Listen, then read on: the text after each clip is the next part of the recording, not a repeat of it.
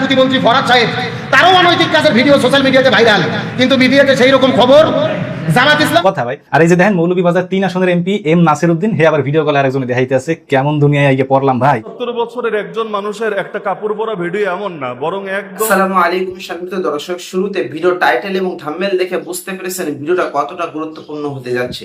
তাই দর্শক আমরা কথা না বাড়িয়ে সরাসরি ভিডিওতে চলে যাব। ভিডিওটা ভালো লাগলে অবশ্যই লাইক দিবেন এবং বেশি বেশি শেয়ার করে অন্যকে দেখার সুযোগ করে দিবেন, এবং এরকম গুরুত্বপূর্ণ ভিডিও পেতে অবশ্যই চ্যানেলটি সাবস্ক্রাইব করে রাখবেন। চলুন দর্শক সরাসরি আমরা ভিডিওতে চলে যাই। বিএনপি দলের আরেকটা প্রতিমন্ত্রী ফরাদ সাহেব, তারও অনৈতিক কাজের ভিডিও সোশ্যাল মিডিয়াতে ভাইরাল, কিন্তু মিডিয়াতে সেই রকম খবর জামাত ইসলামের এমপিকে নিয়ে যত তোলপাড় হয়েছে, এই বিএনপির প্রতিমন্ত্রী নিয়ে কিন্তু অত তোলপাড় হচ্ছে না। অথচ ঘটনা কিন্তু একটা আরো বেশি জটিল। এরই নাম হলো ইসলাম ফোবিয়া। একটা হুজুর যদি কোনো অন্যায় করে, সেটাকে যেরকম ঢোল টবলা বাজিয়ে প্রচার করা হয়, অন্য সাধারণ লোক করলে ততটা প্রচার করা হয় না। সাধারণ কোনো দলের এমপি মন্ত্রী অন্যায় করলে সেগুলো প্রচার হয় না, কিন্তু যখন ইসলামী দলের ট্যাগ থাকে সেটা নিয়ে তারা লেগে পড়ে। স্কুল কলেজ ভার্সিটিতে প্রতিনিয়ত ধর্ষণ হয়, জিনা ব্যভিচার হয়, এগুলো মিডিয়াতে প্রচার হয় না। কিন্তু যদি কোনো মাদ্রাসাতে ছোট একটা দুর্ঘটনাও ঘটে, ওই হইচয়ে টেলিভিশন আর ফেসবুকের মধ্যে ঢোকা যায় না। কথা বল না কেন? এটাই হলো ইসলাম বিদ্বেষীদের ষড়যন্ত্র।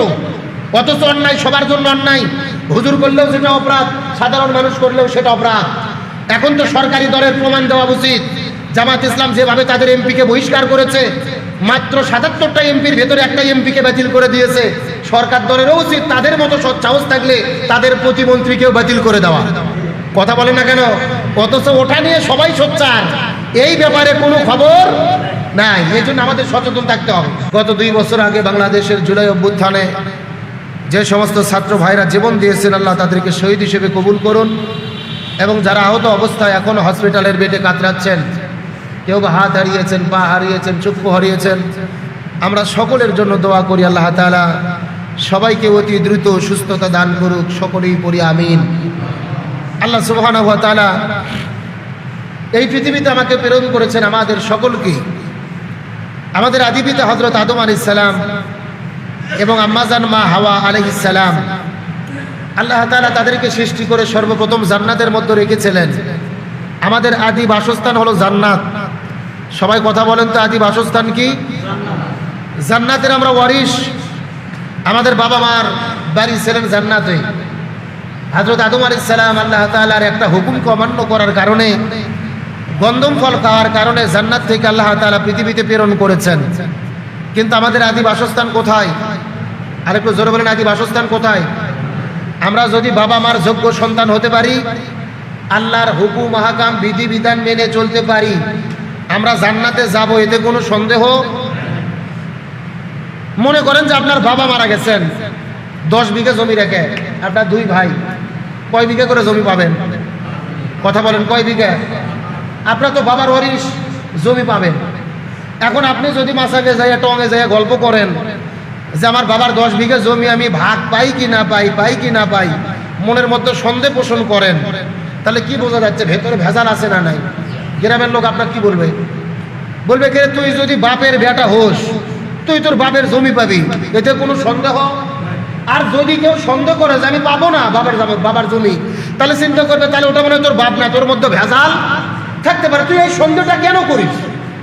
তাহলে আমরা যদি আদম আলাইহিস সালামের সত্যি সন্তান হই, আমরা যে আমাদের বাবার বাড়ি জান্নাতে যাব, এটা সন্দেহ করার কোনো সুযোগ, যদি আমরা সন্তানের মতো সন্তান হই।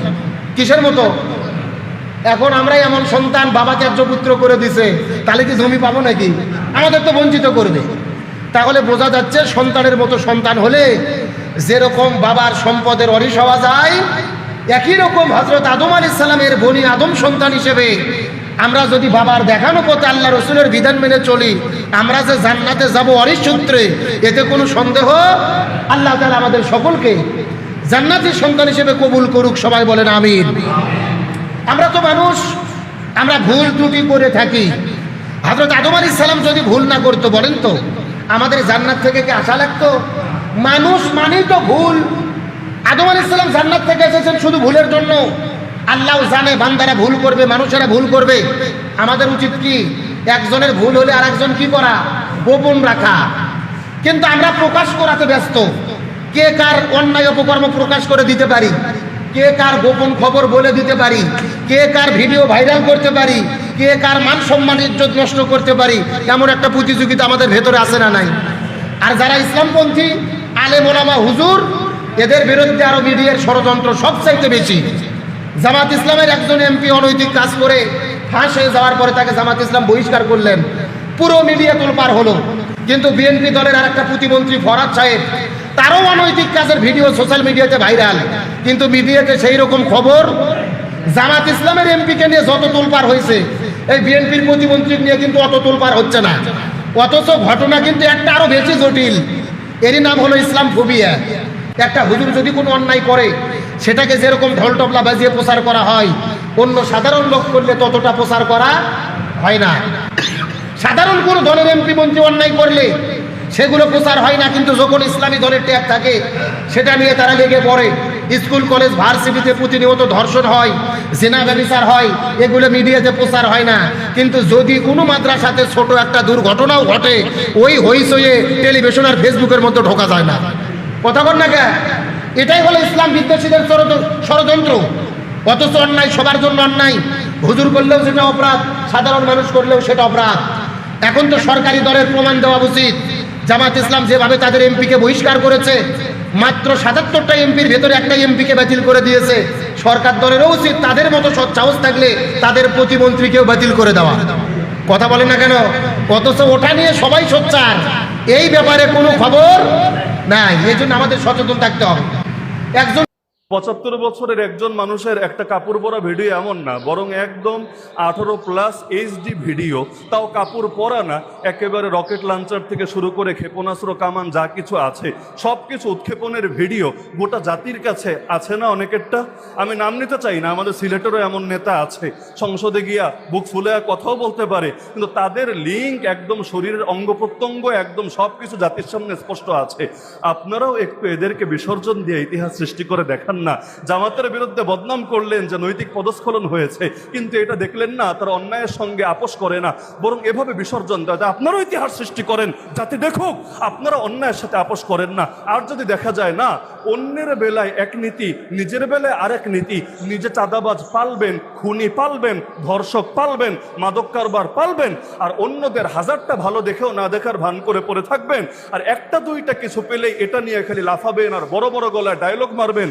এমন যদি হয় জাতি বুঝে নিবে ডাল মে কুচ কালা তো জরুর হ্যায়। আমি তো মনে করি যে বাংলাদেশ জামাত ইসলামী একজন রানিং এমপির নৈতিক পদস্খলন দেখে, যেটা ধর্মের দৃষ্টিতে অনৈতিক, সেকুলারদের দৃষ্টিতে আবার এগুলো কোনো ব্যাপার না, ওরা তো ভাই আর চাইতো আকাম কুকাম সারা বছর নিজেরা করতেই থাকে, ওদের দৃষ্টিতে এগুলো পাপ না। তার মানে রাষ্ট্রীয় নজরে এটা পাপ কি পাপ না, আইনের কাছে গেলে এর দ্বারা বিচার হবে কি হবে না, এগুলো দেখে নাই, বরং দেখেছে নৈতিক পদস্খলন। সঙ্গে সঙ্গে রানিং এমপিকে পর্যন্ত বিসর্জন দিতে দ্বিতীয়বার ভাবে নাই, দ্বিধা করে নাই, তদন্তে প্রমাণিত হয়েছে, অ্যাকশনে চলে গিয়েছে। এখান থেকে কি বোঝা যায় না আগামী দিনে যদি এই দলটা ক্ষমতায়ও যায়, তাদের হাতে দেশ এবং জাতি নিরাপদ বটে।